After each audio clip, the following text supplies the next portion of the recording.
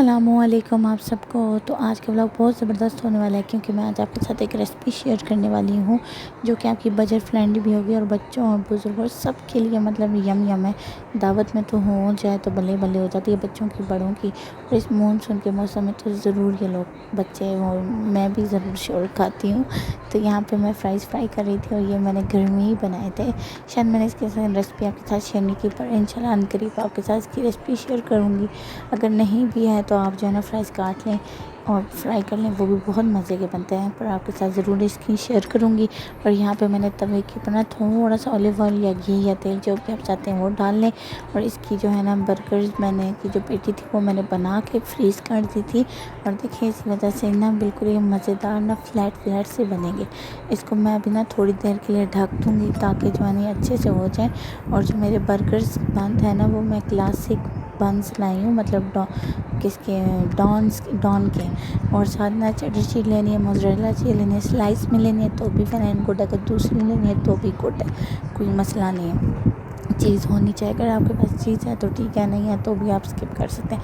पर इस बर्गर में चीज़ का होना ना मस्त है क्योंकि ये ना हम स्मैश बर्गर बना रहे हैं वो भी अपने वर्जन का, तो उसके लिए ना ये है। तो मैंने स्लाइस लिए हैं इसके चेडर्स के, आप चाहें तो मोज़रेला चेडर जौन सा भी आपको ब्रांड पसंद है ले लें। मैंने एडम्स के लिए आप चाहे कोई भी ले सकते हैं। इसकी सॉस बनाते हैं, इसके अंदर हम डालेंगे केचप, चिली सॉस डाल सकते हैं आप, केचप डाल लें, चिली केचप डालनी है, स्वीट केचप जौन सी आपको दिल करता है। उसके अंदर आपने मायो डाल देनी है, मायो डाल दें। और क्रीमी मायो मैं डाल रही हूँ उसके अंदर, यंग्स की आप किसी भी डाल सकते हैं। यंग्स की जो क्रीमी मायो ना वो बेस्ट है, वो डाली। और साथ मैंने इसके अंदर जो है ना खट्टी मीठी जो है ना कनास वालों की जो कि तहज़ीब बेकरी के ब्रांड है, तो वो आप डाल लें और मज़ेदार से ऐसे ना फेंट लें और रख लें। ये आपकी सॉस एज अ टिप भी यूज़ होगी और वैसे भी आगे यूज़ होगी। तो देखिए इसका ना कलर हो गया है चेंज। इसको मैं आप ऐसा करूँगी, फटाफट इसके ऊपर डाल दूँगी चीज़। और चीज़ डालने के बाद मैं इसको थोड़ी देर के लिए मेल्ट करूँगी और ज़्यादा नहीं, क्योंकि ना यही इसकी ना जान होती है रेसिपी की। ये होने के बाद मैं अपने बंस को सेकने के बाद उन्हें मैंने कर लिया साइड पे और यूँ मैंने फैला दी। उसके बाद मैं इसके अंदर ये सॉस डाल दूँगी जो कि ना अभी थोड़ी देर में आप देखेंगे। सॉस डालने के बाद मैंने फ्राइज़ को पीछे रख दिया, जब नमक और काली मिर्चें डाल के इसे मैंने रख दिया था। इसके ऊपर मैंने ना मायो डाली थोड़ी सी, फिर मैंने इसके ऊपर ये सॉस स्प्रेड की।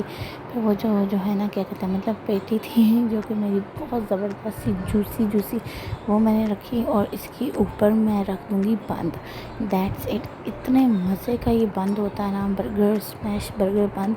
अगर आपने एक दफ़ा खाया ना तो फिर आप बार बार खाएंगे। और ये KFC मैकडॉनल्ड्स तो फिर आप भूल जाएंगे क्योंकि घर का जो ब्रांड होता है ना वो ब्रांड एम्बेसडर बन जाता है। तो इसको एक और दफ़ा मैंने किया और ये हो गए रेडी।